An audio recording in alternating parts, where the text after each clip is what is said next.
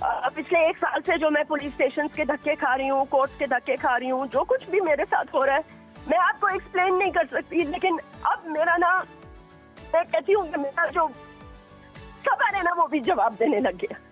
This is just because I stopped him from doing adultery, because he was involved with other women and he got married to a woman, nikah par nikah, extortion, जाली official बन के agencies के card लेके लोगों से extortion करना। जब ये चीजें मुझे पता चली, मुझे आईडी पुलिस ने बताया कि भाई ये सारे काम हो रहे हैं, I stopped him, I kicked him out of my house, but obviously there's a price to pay. नाज़रीन, मियाँ बीवी का रिश्ता माशरे की सबसे मजबूत बुनियाद समझा जाता है, लेकिन जब इसी रिश्ते में दरारें पड़ने लग जाएं और मोहब्बत की जगह मारपीट, तानों और जहनी अजियत ने ले ली हो तो ये एक ज़ाती नहीं बल्कि समाजी मसला बन जाता है। पाकिस्तान की नामवर एंकर पर्सन जैस्मीन मंजूर मुबैना तौर पर खावंद के तशद्दुद का शिकार हो गई हैं।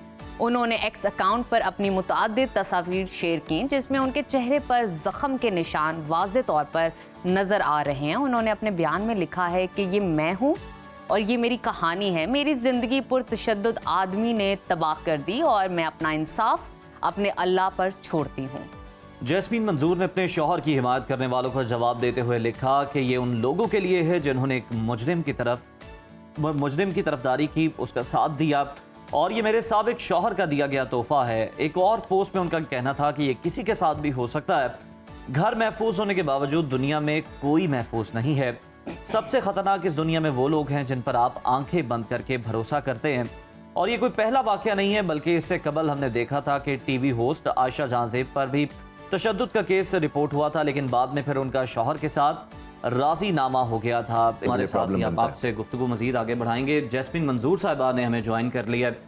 जैस्मीन साहिबा, शुक्रिया आपके वक्त का। और जो अफसोसनाक वाकया आपके साथ पेश आया, हम इसको कंडेम करते हैं। ये बताइएगा कि मामलात किस तरह से इतने बुरी तरह से बिगड़े और इस नहज तक पहुंचे।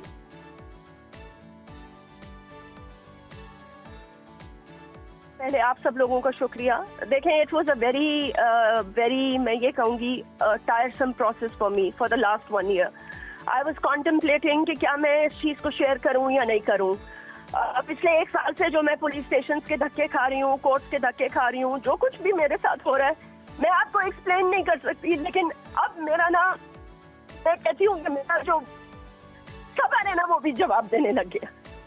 क्योंकि मैंने बहुत सोचा कि देखें, 28-30 साल से मैं सहाफत कर रही हूँ, मैंने अपनी मुल्क की खातिर बहुत कुछ किया और I am proud of this.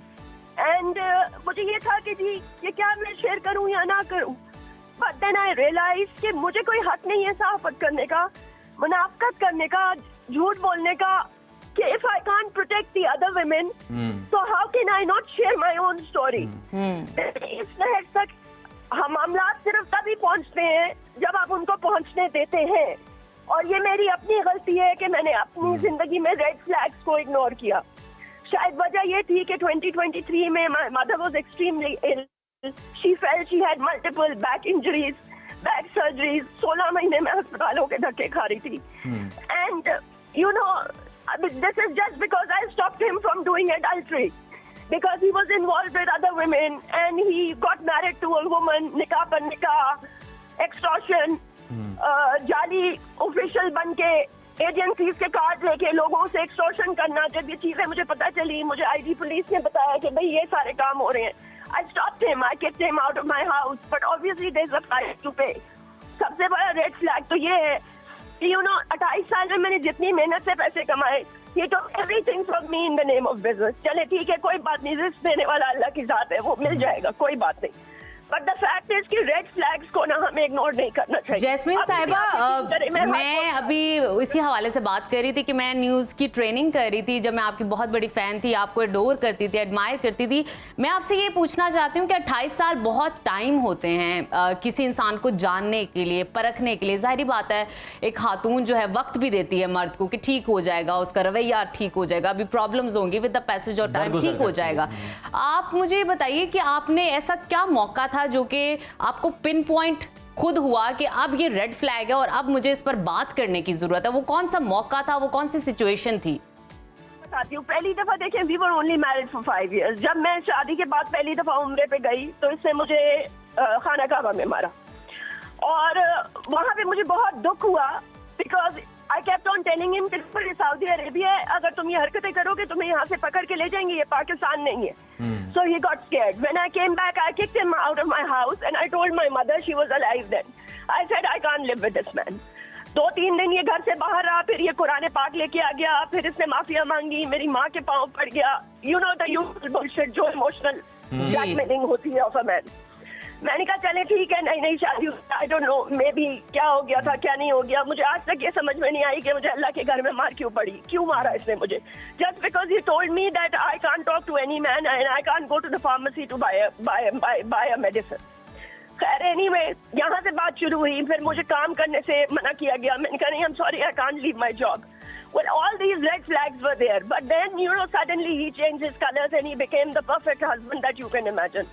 So obviously उसके बाद ये सब कुछ होने के बाद मुझे पता चला कि जी पहले पूरा मेरा प्रोफाइल पड़ा गया, मुझे हनी ट्रैप किया गया, मेरे बैंक अकाउंट्स चेक किए गए, मेरे कॉन्टैक्ट्स चेक किए गए, उन कॉन्टैक्ट्स के थ्रू अपने कॉन्टैक्ट्स बनाने की कोशिश की गई, मेरा नाम इस्तेमाल करने की कोशिश की गई, कोशिश करता रहा.